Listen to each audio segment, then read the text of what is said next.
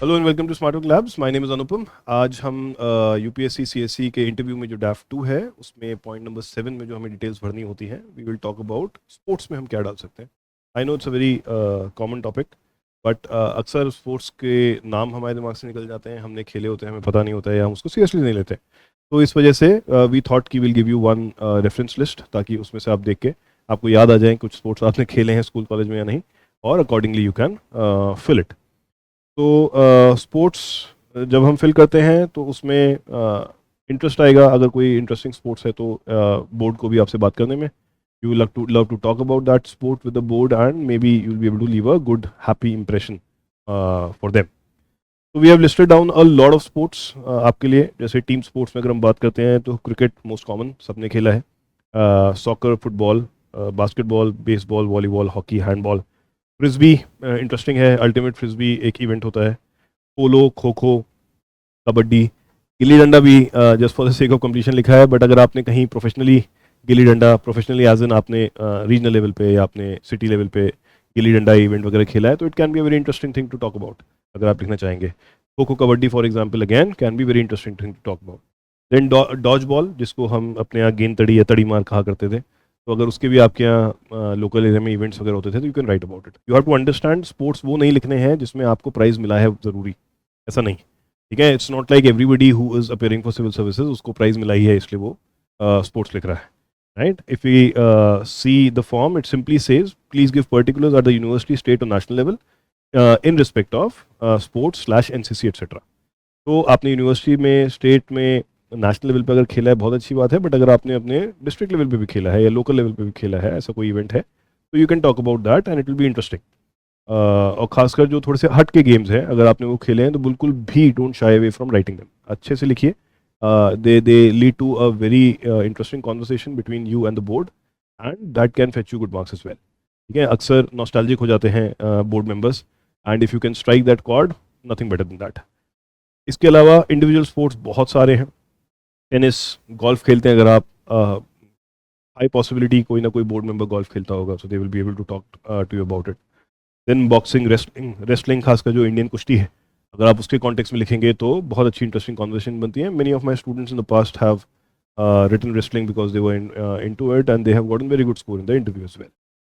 Then table tennis, badminton normal है। Martial arts में अगर आते हैं, मार्शल आर्ट्स सिर्फ जूडो कराटे ही नहीं है, अगर आप martial arts, Indian martial arts भी देखें, जिसमें आप कलारी पाइटू या थंगथा वगैरह की आप बात करें, तो that can also lead to a very striking conversation and that can lead to a very good impression of you over the board members. Athletics in general, racing वगैरह आपने, स्प्रिंट्स, मैराथन्स अगर आपने करा है। Then cycling, long distance cycling भी हो सकती है, शॉर्ट डिस्टेंस साइकिलिंग भी हो सकती है, साइकिलिंग मैराथन्स भी हो सकते हैं, ट्रायथलॉन्स भी हो सकते हैं, डायथलॉन्स भी हो सकते हैं। स्विमिंग अगर आप करते हैं, जिमनास्टिक्स में अगर आप इंटरेस्टेड हैं तो वो काफ़ी इंटरेस्टिंग हो सकता है। In fact there are quite a few list in the Khelo India, we have tried to accommodate that as well in this list, ताकि हर तरह के स्पोर्ट्स हम अकोमोडेट कर पाए। Weight lifting, archery, skiing, skiing again specific to people who probably are living in Jammu Kashmir, Himachal and all, वो थोड़ा regular basis पे एज अ हॉबी परस्यू कर सकते हैं। अदरवाइज अगर आप प्लेन्स में रहते हैं या डाउन साउथ रहते हैं तो ये it will not be seen as a hobby hobby per, जिसको आप रेगुलर बेसिस पे स्पोर्ट्स आप यूज़ कर सकें। देन सर्फिंग, सर्फिंग किसके लिए है? Surfing particularly for people who live in the coastal areas, वहाँ पे आप लोग बहुत अच्छे से इसको परस्यू कर सकते हैं। I have quite a few students and friends जो सर्फिंग करते हैं, बहुत इंटरेस्ट से सर्फिंग करते हैं। फिगर स्केटिंग थोड़ा सा स्पेसिफिक हो जाता है, कुछ लोग अगर फिगर स्केटिंग में इंटरेस्ट है, figure skating is basically dancing while skating and performing different activities while skating and all. Then diving again, coastal areas, rock climbing, bowling, bowling तो कहीं भी होती है, bowling events भी होते हैं, आप उसकी भी बात कर सकते हैं। Fencing, quite a few people in India have started taking up fencing now. If you are one of them, definitely write it. It will lead to a very interesting conversation. Then go-karting, rally racing. I personally used to car race, so I used to write car race in my interview forms as well. तो अगर आप go karting करते हैं या rally racing करते हैं तो भी बहुत अच्छा इंटरेस्टिंग बात होती है। I remember in one of my interviews there was a 7 minute discussion on Formula 1 because India was also participating, Indians were also participating and it was also being performed in India for a couple of years. Horse riding में उनको particular interest रहता है, तो आप horse riding की बात करेंगे तो उसमें भी अब वो होगा। Then squash, BMX biking, yogasan and malkhambh are part of the Khelo India program.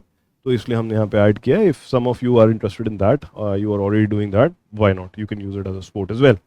And target shooting, जिसमें इंडियंस हमेशा से बहुत अच्छे रहे हैं. ओलंपिक्स में उन्हें बहुत सारे मेडल्स भी जीते हैं और वर्ल्ड चैंपियनशिप में तो हम चैंपियंस रहे ही हैं. तो you can think about target shooting as well, अगर आपने कभी इसको वो किया है. Then water sports we also brought in a list specifically for people who generally live near water bodies, coastal area में अगर रहते हैं या कहीं रिवर विवर के आसपास रहते हैं and they are into water sports. So you can think of something from these lines as well.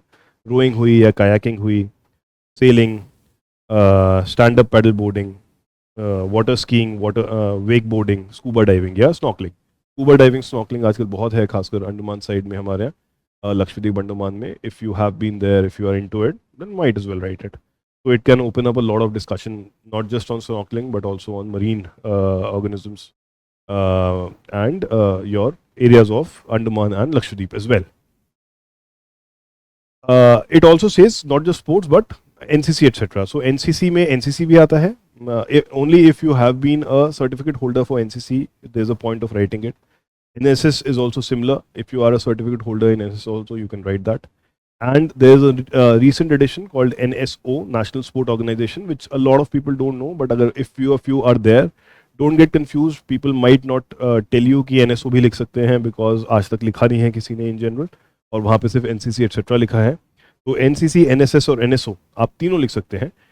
NSO is the latest edition, but don't forget to add that if you have been participant in that. In fact, it will make you stand out as compared to other people, because nobody in general would have written NSO. ठीक है. इसके अलावा, if you have any other sports in mind, you want to talk about it, you can write to us, or you can directly call us on the numbers that are given on the screen right now. If you want help in filling your DAF, do feel free to call us, and we will help you how to streamline your DAF through your life story and how to make it more coherent. Thank you very much. I hope this video helps.